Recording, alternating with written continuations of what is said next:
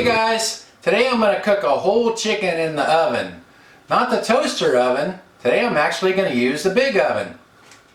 I have a 5 or 6 pound chicken here, and this thing was frozen solid when I pulled it out of the freezer last night. And it's so darn cold in here this time of year, I just let it sit on the counter. So hopefully it's pretty well thawed out by now. I actually seasoned it with some of this BBQ Rub by the J. Christopher Company and a little bit of kosher salt. That rub is not very salty. Normally with a barbecue rub you wouldn't need extra salt, but that one's fairly light on the salt, so I season it with a little salt as well. Now normally I just season it right before I cook it, but I just thought I'd try something different and season it last night when it was still frozen and see how that came out. It's still partially frozen. Trying to get these giblets out of the inside. That thing is still a little frozen in the middle. Man. Okay, let me get a fork or something and see if I can get the rest of those giblets out of there, and then we'll get it ready to cook. I didn't expect this chicken to be so frozen inside still, and I don't want to run water over it to help thaw it because I don't want to rinse all my rub off. There we go. Finally got the liver out of there.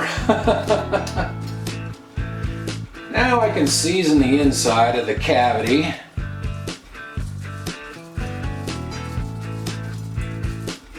And touch up the outside just a little bit.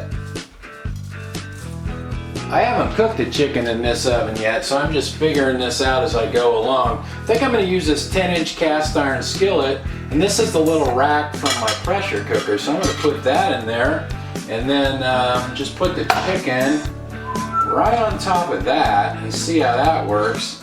So now I'm just going to put this oven meat thermometer right in the thickest part of the breast right there, and I'm going to cook this until the internal temperature of the chicken is 165 degrees Fahrenheit.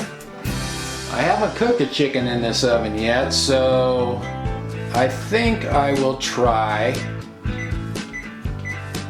375 degrees Fahrenheit.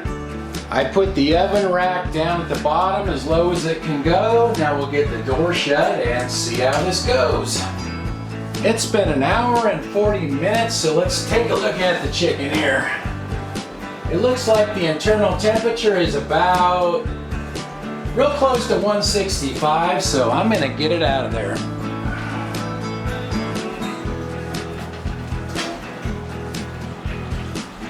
It looks good on the outside. Let's see how the inside looks here.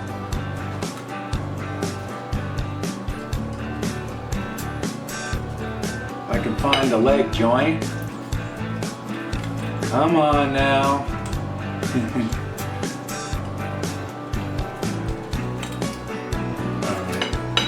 Well, that looks pretty good. It looks pretty juicy and it looks cooked. So let's move along here so I can get this wing out of the way. Just take that part of the wing off. Looks pretty good. Now, let's cut into the breast and see how that looks.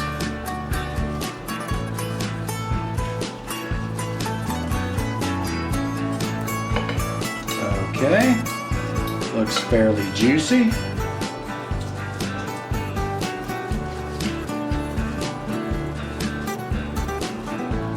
Maybe not super juicy, but doesn't look too bad. I think it was partially frozen when I put it in the oven. I don't think it was all the way thawed out. I think that is why it took an hour and 40 minutes to cook. Anyway, let's try a bite of this breast meat and see how it is here. If I can get it on the fork.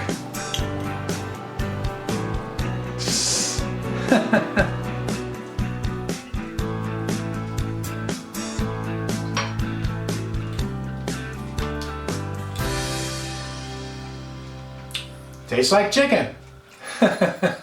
Actually, it's pretty good. I'm more of a dark meat guy. But one more thing I want to look at here real quick. I want to see if the skin browned very much on the underside. It's not as hot here. You know, it really didn't. I don't know if putting it on that rack really made that much difference. I thought that chicken would cook faster than that. It took 1 hour and 40 minutes, but I think it was still partially frozen. That's why I always use a meat thermometer, because you just never know how long it's going to take. There's a lot of variables. You know, it depends on how big your chicken is, and if it was partially frozen, if it was thawed, if it sat on the counter for a while.